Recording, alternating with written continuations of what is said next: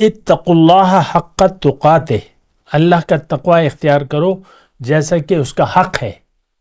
تو اللہ کا تقوی کا حق تو یہ ہے کہ ہر دم اس کی یاد میں گزاری جائے، نمبر ایک، اور ہر وقت اس کی رضا کا خیال رکھا جائے، کہیں اللہ تعالیٰ ناراض نہ ہو، اور اللہ کی رضا کے لیے زندگی گزاری جائے۔ اللہ اکبر، اللہ اکبر، اللہ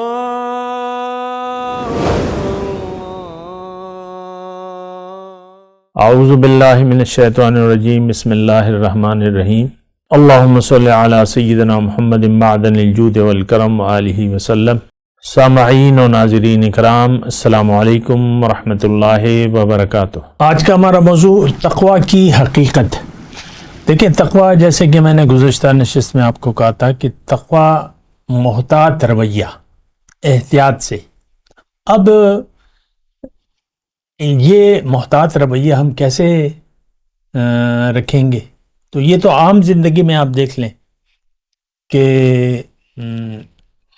مثال کے طور پہ کوئی آپ کو کہہ دے کہ بھئی کمرے میں کوئی خطرناک کیڑا ہے یا بچھو ہے، میں نے دیکھا، آپ نے تلاش کیا، نہیں ملنا، تو پہلے تو آپ پوری طرح چھان پٹک کریں گے کمرے کی، اور پھر بھی کہیں کونے کوئی سوراخ وغیرہ ہو تو آپ محتاط رہیں گے اور دشمن سے بچنے کی کوشش کریں گے۔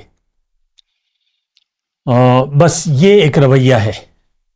یا مثال کے طور پہ یعنی بہت سی چیزیں ہیں، مثال کے طور پہ کوئی خاتون خانہ کوئی ہنڈیا پکا رہی ہیں، تو وہ یہ نہیں کہ آنکھیں بند کر کے مسالے ڈالے گی، یا بس الٹب، مطلب جو کام پہلے کرنا ہے وہ بعد میں کرے گی، جو بعد میں کرنا ہے وہ پہلے کر لے گی، یا مسالے وغیرہ۔ یہ تو نہیں ہوتا۔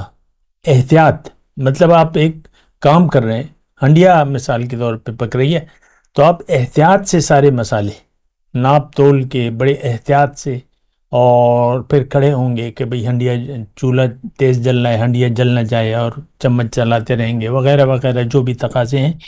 تو ہر کام احتیاط سے، مطلب آپ جب کھانا کھاتے ہیں تو پہلے دیکھتے ہیں کھانے میں کوئی چیز، کوئی ملاوٹ تو نہیں ہے کوئی ایسی، اور پھر یہ تو نہیں کہ آپ جتنا منہ میں آ سکتا ہے وہ منہ بھر لیں، احتیاط سے آپ نوالا بنائیں گے کہ بھئی میرے منہ میں اتنا نوالا آتا ہے، اور اسی طرح سارے کام ہم احتیاط سے کرتے ہیں، محتاط رہتے ہیں زندگی میں، اور اوروں کو بھی، بچوں کو بھی محتاط رہنے کا درس دیتے ہیں، احتیاط سے کرو، احتیاط سے جاؤ، بچے کو باہر بھیجیں گے تو 100 نصیحتیں کریں گے وغیرہ وغیرہ۔ تو دیکھیں، یہ ایک عام رویہ ہے، کام کو کرنے میں احتیاط۔ دنیا میں کوئی بھی کام ہو، آپ یہ نہیں کرتے کہ آپ محتاط نہ رہیں، ہر ایک کام احتیاط سے وغیرہ وغیرہ۔ اور تو اسی طرح ہمارا معاملہ ہے آخرت کا۔ ہمیں اللہ تعالیٰ نے دنیا کے لیے نہیں بھجوایا، ہمارا گھر، رہنے کا گھر جو ہے وہ آخرت میں ہے، اور آخرت کی زندگی شروع ہوگی موت کے بعد۔ لیکن اس سے پہلے بھی یہ بھی میں آپ کو بات بتا دوں کہ آخرت کی زندگی دنیا ہی میں شروع ہو جاتی ہے، اس کی میں وضاحت کر بھی چکا ہوں۔ لیکن یہ ہے کہ اگر آپ نے محتاط رویہ نہ اپنایا تو آپ کی زندگی تنگ ہوگی۔ وہ بعض اوقات ہوتا ہے نا، پریشانیوں سے انسان تنگ آ جاتا ہے، خواہشات پوری نہیں ہوتی اور مسائل ہوتے ہیں، یار میں تو دوزخ میں زندگی گزار رہا ہوں یا گزار رہی ہوں، ہے نا، اس طریقے سے ہم کسی پل چین نہیں ہے وغیرہ وغیرہ۔ تو یہ ایک بات میں ضرور کہتا ہوں کہ آخرت کا آغاز آپ کی سوچ اور نیت کے ساتھ ہی شروع ہو جاتا ہے، اس کی بھی تفصیل میں کرتا رہتا ہوں۔ لیکن بات یہ ہے کہ موت جب آتی ہے، یعنی جب آپ اس جسم کو چھوڑ دیتے ہیں، تو آپ کی اصل زندگی شروع ہو جاتی ہے، زندگی شروع ہو جاتی ہے۔ تو اس میں آپ کو پتہ ہے کہ سوال و جواب سب سے پہلے ہے، مردے کو اٹھا کے بٹھا دیا جاتا ہے اور سوال و جواب شروع ہو جاتا ہے۔ پھر حضور صلی اللہ علیہ وسلم نے فرمایا کہ قبر یا دوزخ کے گڑھوں سے ایک گڑھا ہے، یا جنت کے باغیچوں سے ایک باغیچہ ہے۔ تو یعنی وہ اثرات پھر زیادہ ہو جاتے ہیں، زندگی میں بھی ہوتے ہیں، آخرت زندگی میں بھی ہے، لیکن جو اصل حقیقت ہے وہ موت کے بعد شروع ہو جاتی ہے، پھر جب روز قیامت ہوگا اور وہاں پہ جو معاملات ہوں گے تو اللہ تعالیٰ نے فرمایا کہ وَفِي الْآخِرَةِ عَذَابٌ شَدِيدٌ وَمَغْفِرَةٌ مِّنَ اللہ، آخرت میں جب ہم جائیں گے تو یا تو شدید عذاب ہوگا یا بخشش ہوگی۔ یعنی ہمیں تو یقین نہیں ہے دوسرے عالم پر، آخرت پر، یہ ایک الگ موضوع ہے، ہمیں یقین نہیں ہے، تبھی تو ہم تیاری نہیں کر رہے، تبھی تو ہم بے فکری سے زندگی گزار رہے ہیں، تبھی تو ہمارا رخ سارا ظاہر کی طرف ہو گیا ہے، اور یعنی ظاہر کی دنیا ہی ہمارا مسئلہ ہے، ہماری پریشانی ظاہر کی ہے، باطن کی نہیں ہے۔ ہم اپنے حقیقت کو بھلا کر اور اللہ کی یاد سے غافل ہو کر آج کا مسلمان زندگی گزار رہے ہیں، وہ ایک الگ یعنی حقیقت ہے۔ میں تقوی کی بات کر رہا ہوں۔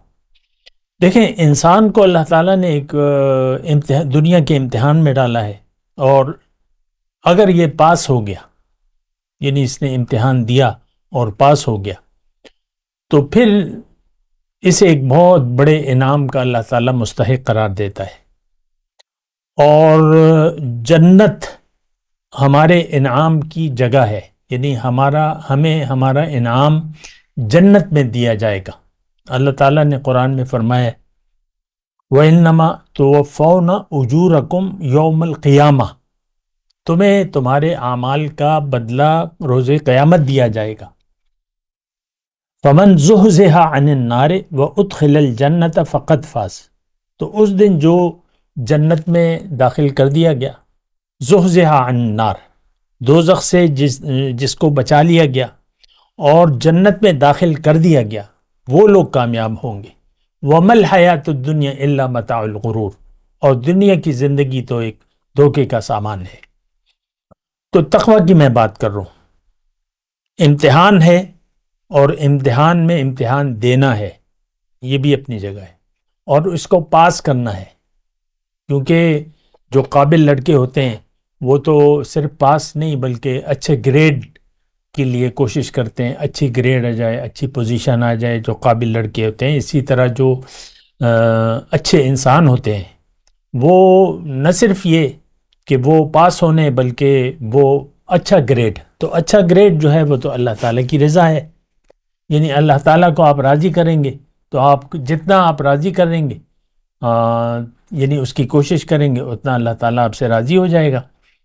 تو اللہ راضی کیسے ہوگا؟ جب آپ اس کی ناراضگی سے بچیں دنیا میں۔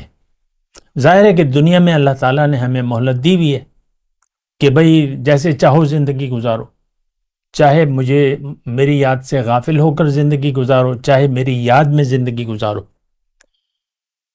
تو اگر آپ اللہ کی یاد سے غافل نہیں رہتے اور اللہ کی یاد میں زندگی گزارنا چاہتے ہیں تو یہ یاد جو ہے آپ کو اپنی زندگی پر حاوی کرنی ہوگی، یعنی اللہ کی یاد میں ٹوٹلی زندگی گزارنی ہوگی۔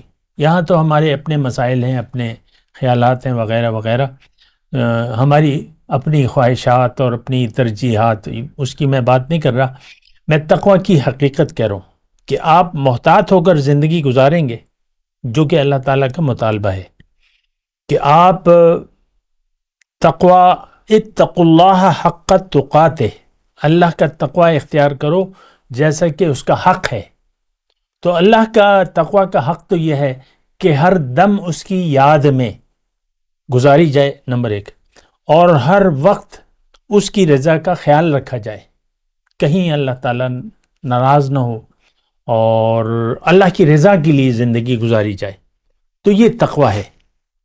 یعنی وہ اللہ تعالیٰ نے ایک آیت قرآن میں فرمائی ہے کہ وَمِنَ النَّاسِ مَن یشری نفسہ ابتغاء مرضات اللہ، لوگوں میں بعض میرے بندے ایسے ہیں جنہوں نے اپنے آپ کو بیچ ڈالا ہے تلاش میں اللہ کی رضاؤں کے۔ واللہ رؤوف بالعباد، اور اللہ تعالیٰ اپنے بندوں پر بہت شفیق ہے اور مہربان ہے۔ تو جب آپ اپنے آپ کو بیچ ڈال دیں، یشری نفسہ یعنی اپنی خواہشات کو بیچ ڈال دیتے ہیں یا اپنے آپ کو بیچ ڈال دیتے ہیں، پھر آپ اللہ کی رضاؤں کی تلاش کرتے رہیں گے. ہر کام میں، ہر جگہ اللہ آپ کو یاد رہے گا، اللہ کی رضا. ہر بات اور ہر عمل آپ کی اللہ کی رضا کے مطابق ہوگا، اللہ کی رضا کے خلاف نہیں ہوگا، نہیں ہونا چاہیے. یہ تقوی کی حقیقت ہے کہ آپ زندگی اللہ کی یاد میں، اللہ کے لیے، ہر کام میں آپ کے للہیت ہونی چاہیے، نفسانیت نہیں ہونی چاہیے. یہ تقوی کی حقیقت ہے.